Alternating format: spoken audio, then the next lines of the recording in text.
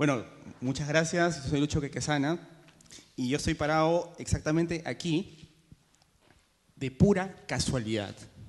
De pura casualidad o cosas del destino, como ustedes lo quieran llamar, y ustedes están sentados en esta exposición exactamente por lo mismo, porque a pesar que ustedes hayan recibido una invitación muy bonita para venir al TEDx, algo ha tenido que pasar en sus vidas antes, ha tenido que haber algún punto de quiebre para que ustedes finalmente se dediquen a lo que se están dedicando ahora y reciban esta invitación. Y justamente de estos puntos de quiebre es de lo que quiero hablar, porque mi punto de quiebre empieza a los 11 años.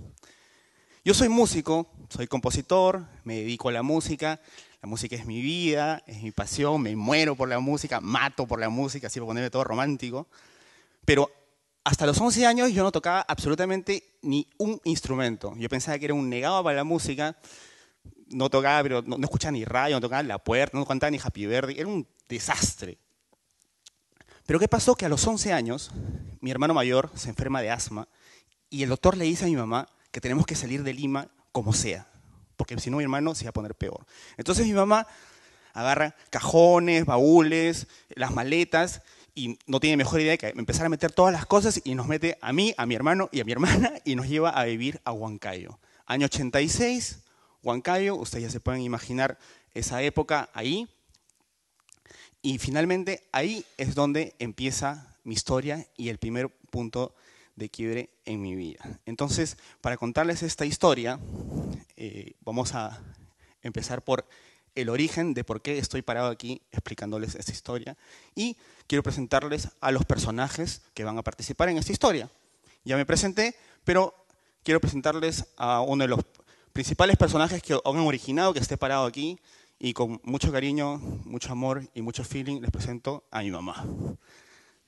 Entonces, mi mamá agarra y me saca de mi colegio, me saca de mis amigos, me saca de mi barrio y obviamente yo no quería salir de Lima, yo no quería ir a Huancayo, yo no sabía nada de Huancayo, o sea, me estaba sacando de mi mundo, de mi zona de confort.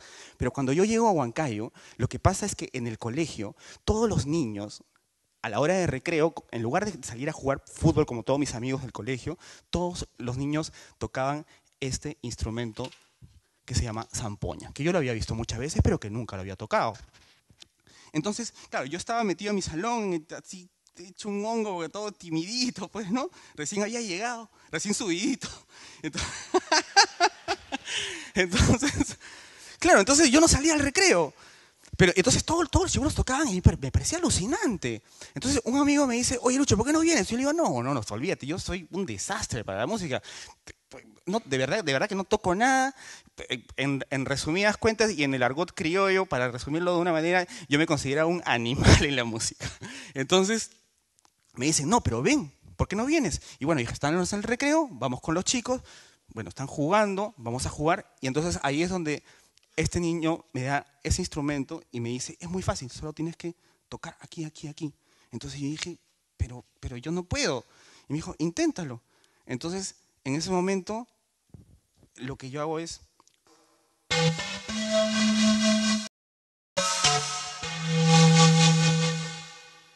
Entonces, ¿ustedes se imaginan un niño de 11 años que puede sacar una melodía de sus labios? Se ve que iba a volver loco.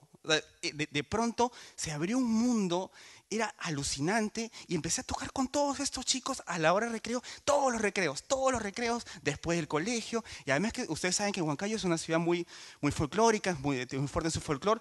Entonces, claro, obviamente, el fin de semana la fiesta de Chupaca, la fiesta de Sicaya, fiestas por todos lados. Entonces era una invasión de folclore alucinante para un niño que había salido de Lima y que lo único que pensaba era en el Atari, en los amigos del barrio, en el ají gallina y en el leche asada. Entonces de pronto está inmerso en todo este mundo y yo de verdad empiezo a vivir un mundo de fantasía en ese momento junto con mi hermano, que ya nos convertimos en una especie de huancaínos adoptados, y junto con mi hermano empezamos a enamorarnos de la música, hasta que llega el punto en donde mi mamá agarra y dice, tenemos que regresar a Lima. Entonces yo dije, Entonces yo dije, no, no puede ser, es imposible. No podemos regresar a Lima. Eso es lo que a mí me gusta. Era como, o sea, en esa época para mí pues era, de verdad era como mi Disney World, ¿no? O sea, era con todos mis amigos jugando las zampoñas. Y dije, no, tenemos que regresar a Lima. Y mamá, otra vez, los maletas, todos adentro, pum, a Lima. Cuando llego a mi colegio en Lima, mi colegio de toda la vida, mis amigos de toda la vida, yo me sentía completamente extraño. Porque claro, llegaba la hora de recreo y todos salían a jugar pelota. Yo me quedaba solito en el salón tocando mi zampoña. Y yo decía, eso no puede ser. Entonces, ¿qué pasó?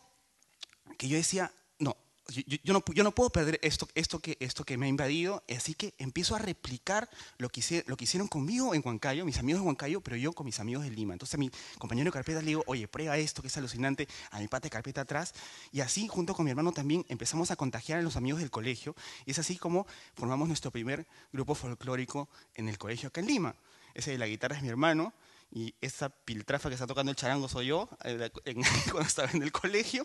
Y es así que nos empezamos a enamorar básicamente de la música peruana hasta que acabo el colegio. Y cuando acabo el colegio obviamente voy a donde mis papás y les digo pues todo campante, así todo emocionado, les digo, papá, mamá, quiero ser músico. Y ahí viene el rotundo y contundente no. Imposible.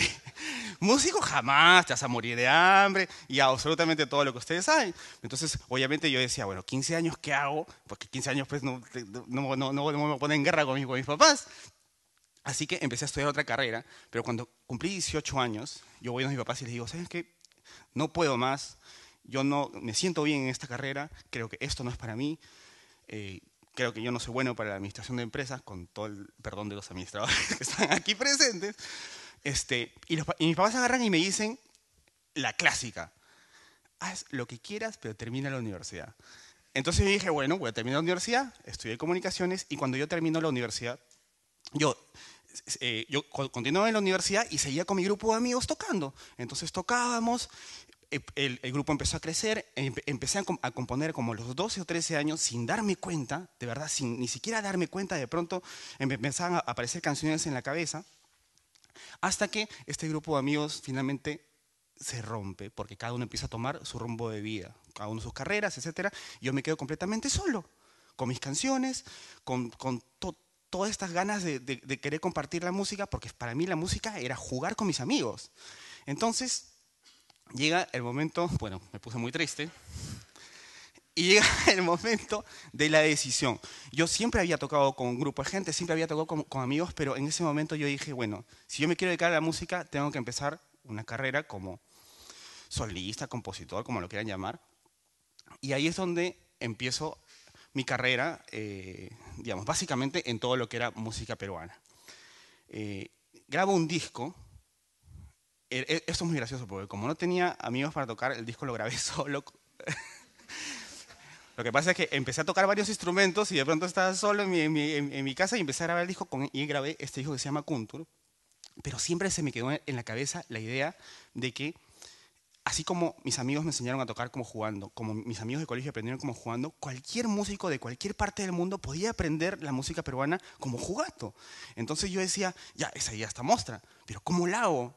O sea, suena muy romántico y suena muy ambicioso, pero ¿cómo lo hago si no tengo un sol en el bolsillo? Y además, y lo único que tenía eran las ganas de hacerlo. O sea, ¿cómo hacer que culturas de distintas partes del mundo, que ni siquiera sabían que había un país por aquí, se enamoren de la música peruana? Entonces, por casualidad de la vida o cosas del destino, me llega un mail y me habla de las residencias para artistas de UNESCO. ¿Qué hace UNESCO? Una vez al año escoge un compositor entre todos los compositores del mundo. Qué fácil, ¿no? Yo decía, eso es imposible. Entonces, dije, pero bueno, tengo un proyecto imposible, tengo una posibilidad imposible, vamos a mandarlo. O sea, ¿qué puedo perder? Entonces, elaboré el proyecto y lo mandé. Lo mandé con toda honestidad, con mucha confianza en el proyecto, pero dije, imposible. A los meses me llega un mail en donde me dicen que había sido el escogido para realizar el proyecto y casi me da un infarto. Claro, pero casi me da un infarto por dos cosas, porque era la oportunidad de mi vida de poder hacer esta idea que tenía de contagiar al mundo de la música peruana, pero al mismo tiempo porque UNESCO me dice, tu proyecto es muy bonito, tu proyecto es muy innovador, intercultural y desarrolla la evolución de la música peruana, etcétera, etcétera, pero tienes solamente 2 meses para hacerlo. O sea, en 2 meses yo tenía que salir, buscar, encontrar, enseñar y que aprendan a músicos de todas partes del mundo, música peruana, y en 2 meses ya había un concierto con entradas vendidas, con teatro, desde antes que yo saliera del Perú, yo leyendo la carta y sin siquiera conocer a nadie. Entonces yo dije, ¿cómo hago? Bueno, o sea, es imposible, vamos a hacerlo.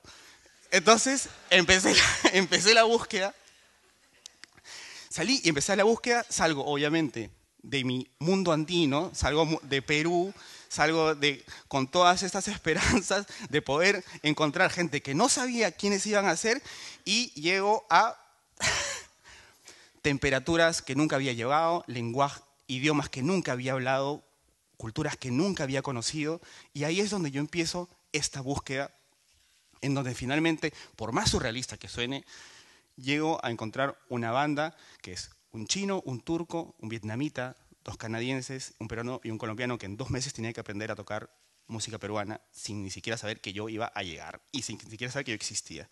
Entonces empiezo con los músicos, empiezo con Huba Quach de Vietnam, claro, llego donde el vietnamita no tenía la menor idea de dónde quedaba Perú en el mapa y yo soy completamente honesto y yo no podía ubicar Vietnam en el mapa tampoco.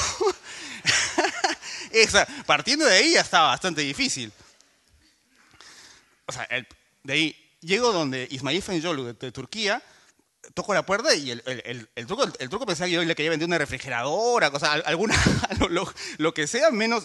No entendía finalmente qué cosa era lo que yo quería y me costó mucho hacerles entender. Con Jairo Gómez y con René Dora Sánchez de Venezuela y Colombia era mucho más fácil porque hablaban mi idioma.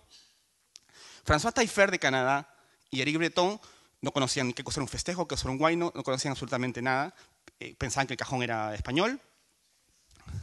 Y con mi amigo Shuhan Rao, sí, eso fue una película de comedia porque su inglés era chino y mi inglés era chino para él. Y empezamos a hablar por mímica, jugábamos charada. Era una cosa de locos. Pero finalmente con los instrumentos empezamos a hablar y es así como ellos empiezan con esas caras a tratar de entender qué cosa es. ¿De qué estamos hablando? ¿No es cierto?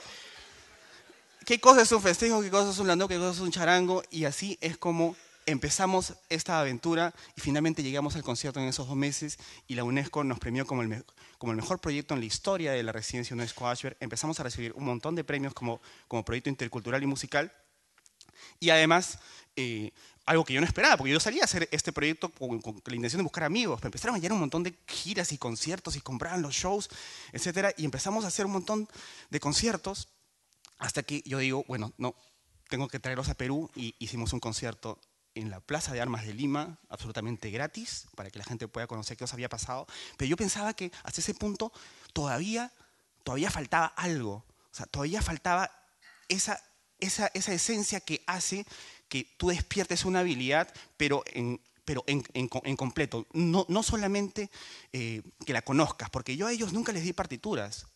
Si yo les daba partituras, yo iba a tener robots. Yo empecé a trabajar con ellos actividades primarias, a bailar, a moverse, etc. Pero lo que yo sentía era que ellos tenían que conocer el origen de todo y es así que me los llevo a Huancayo a 3.500. Imagínense al chino y al turco y al vietnamita 3.500. Se querían morir. Pero llego a Huancayo y lo que hago es, me los llevo para cerrar el círculo a un colegio que estaba muy cerca del colegio donde yo aprendí a tocar y empezamos a jugar con los niños. Y yo decía, ¿sabes dónde queda Turquía? No. Entonces salía el turco y les cantaba una canción en turco. ¿Dónde queda Vietnam? Y salía el vietnamita, etc. Y es así como empezamos una interacción con los niños. Y era bien loco porque era niños de Huancayo jugando con niños de todas partes del mundo, con edades obviamente un poco mayores, pero finalmente todos éramos niños jugando y compartiendo y al final los niños nos regalaron una canción en quechua donde todos entramos en un llanto criminal, simplemente de la emoción. Y es así como el proyecto Sonidos Vivos se cierra, pero se cierra solamente para avanzar, porque y creo que es la razón por la que estoy aquí, es un comienzo de un gran proyecto peruano que está yendo al mundo y está contagiando al mundo y además que está haciendo la prueba de que cualquiera puede aprender un instrumento, de que cualquiera puede aprender a bailar o cualquiera puede empezar a sentir cosas para empezar a desarrollar actividades o para empezar a desarrollar habilidades que nunca han tenido. Yo estoy seguro que saliendo del TED van a buscar algún instrumento o porque si un vietnamita puede tocar charango, ya pues no. Entonces nada, quería contarles esta historia y además quería presentarles ahora a mis nuevos amigos de colegio y a mis nuevos hermanos con los cuales estamos compartiendo la música peruana y estamos tratando de llevar la música peruana, pero finalmente estamos jugando entre nosotros mismos porque todos somos seres humanos, no importa de dónde hayamos salido.